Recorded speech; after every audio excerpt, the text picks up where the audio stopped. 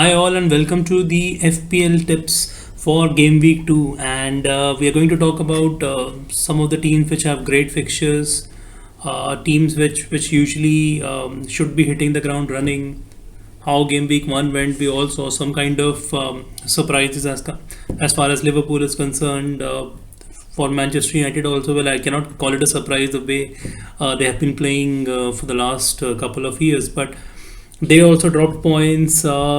Couple of teams looked really menacing. Arsenal looked mighty impressive. Manchester City were in cruise control.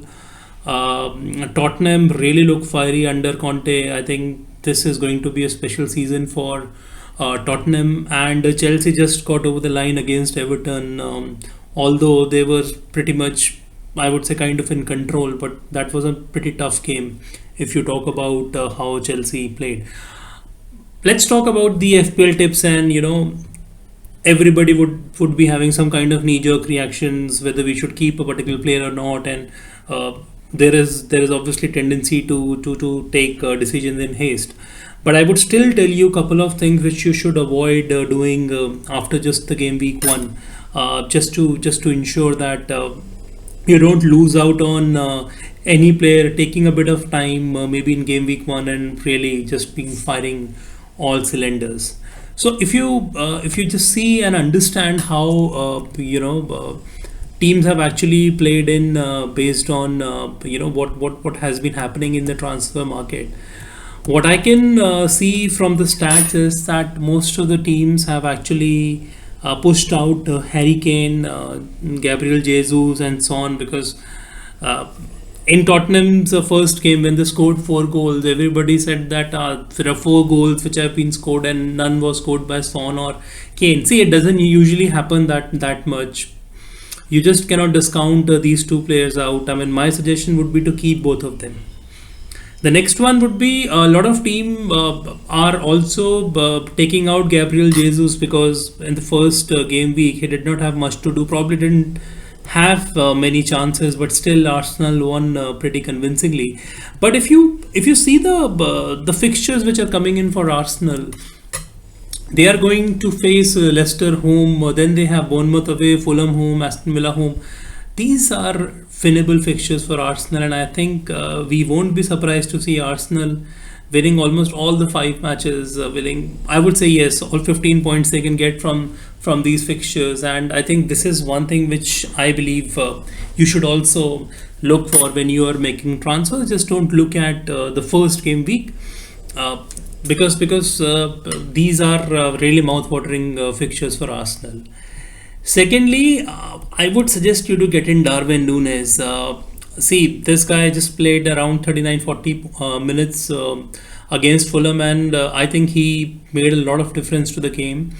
If you are not so sure about Harry Kane, if you have Harry Kane or if you have any forward, and if you cannot afford Haaland, I'll talk about Haaland obviously, you can get Darwin Nunes, because I think Nunes, it's just a matter of time, because he would start he would start games.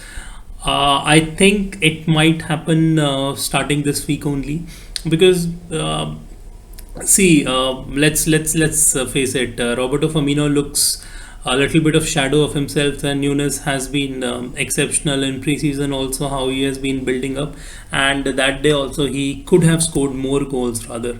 So I would suggest you to get this player in your team, and then the most important one is to get Erling Haaland. See, if you have money, if you have saved it, or if you don't have Erling Haaland, just get Haaland. The next match, this match is against Bournemouth. With all due respect to Bournemouth, they won 2-0 against a really out of sorts Aston Villa.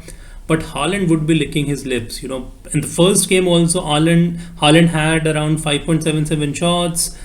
Uh, Shots on target were 2.31. Shots in the box were 5.77. Expected goals were 2.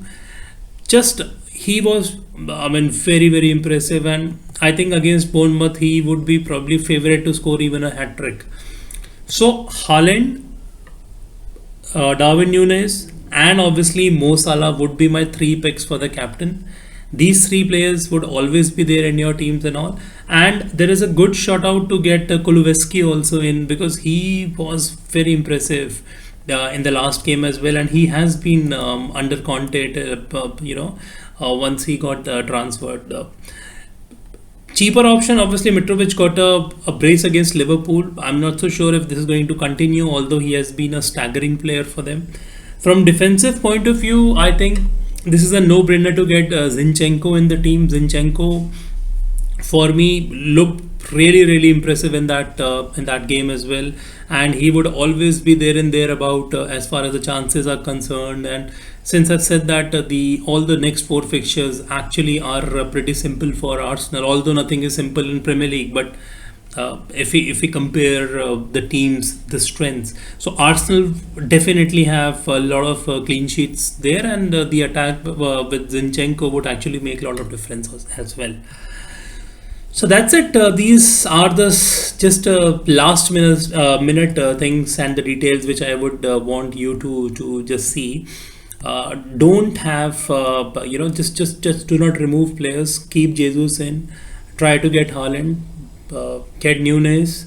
Have Salah in the team if you can. Obviously, it's a lot of money which I'm talking about, but these are the couple of players who would obviously be doing well. And Liverpool facing Crystal Palace in Enfield and battered and bruised in the first game when they were not able to get 3 points. So we would see definitely a strong performance from Liverpool.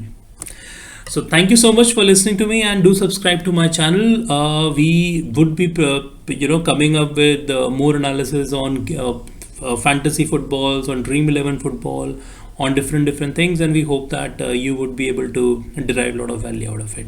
To take care and all the best.